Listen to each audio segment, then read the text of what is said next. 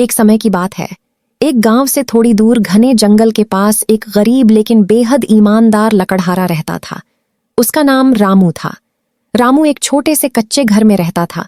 वह रोज सुबह जल्दी उठता, अपनी पुरानी कुल्हाड़ी कंधे पर रखता और जंगल की ओर निकल जाता। वह दिन भर लकड़ियां काटता, कड़ी मेहनत करता, लेकिन फिर भी उसके पास बस इतना ही होता कि किसी तरह 2 वक्त का खाना मिल सके।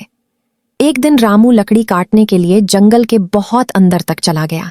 वह एक बड़े और मजबूत पेड़ की तलाश में काफी दूर निकल गया। कुछ देर बाद उसे एक अच्छा पेड़ मिल गया और वह पूरी लगन से लकड़ी काटने लगा। अचानक छनक, रामू के हाथ से कुल्हाड़ी फिसल गई और पास बहती नदी में जा गिरी। अरे नहीं, ये क्या हो गया? रामू नदी के किनारे बैठ गया और बेबसी से पानी को देखने लगा। वह बहुत दुखी हो गया और वहीं बैठकर सोचने लगा। मेरे पास तो यही एक कुल्हाड़ी थी, अब मैं अपनी रोजी कैसे कमाऊंगा? तभी अचानक नदी के पानी में हलचल हुई और एक चमकदार रोशनी के साथ नदी की देवी प्रकट हुई।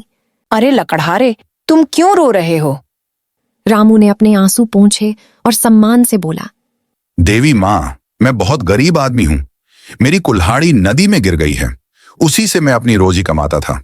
देवी मुस्कुराई और मधुर स्वर में बोली, रुको, मैं देखती हूँ। देवी नदी के अंदर चली गईं और कुछ ही देर में एक सोने की कुल्हाड़ी लेकर वापस आईं। क्या ये तुम्हारी कुल्हाड़ी है? नहीं देवी माँ, ये मेरी नहीं है। फिर देवी दोबारा नदी में गईं और इस बार एक चांदी की कुल्हाड़ी लेकर आईं। और ये वाली? नहीं माँ, ये भी मेरी नहीं है। अब देवी समझ गईं कि रामू सच बोल रहा है। वह एक बार फिर नदी में गईं और इस बार रामू की पुरानी लोहे की कुल्हाड़ी लेकर आईं। क्या यही तुम्हारी है? रामू खुशी से बोल उठा, हाँ माँ, यही मेरी कुल्हाड़ी है। देवी मुस्कुराई और प्रेम से बोली, तुम बहुत ईमानदार हो रामू। तुम्हारी सच्चाई के इनाम में मैं तुम्हें 3 कुल्हाड़ियां देती हूँ। रामू यह देखकर हैरान रह गया। देवी माँ, आपका बहुत बहुत धन्यवाद। वह खुशी खुशी 3 कुल्हाड़ियां लेकर घर लौट आया और उसके बाद उसकी जिंदगी बदल गई। बच्चों, हमेशा याद रखना, ईमानदारी का फल हमेशा मीठा होता है।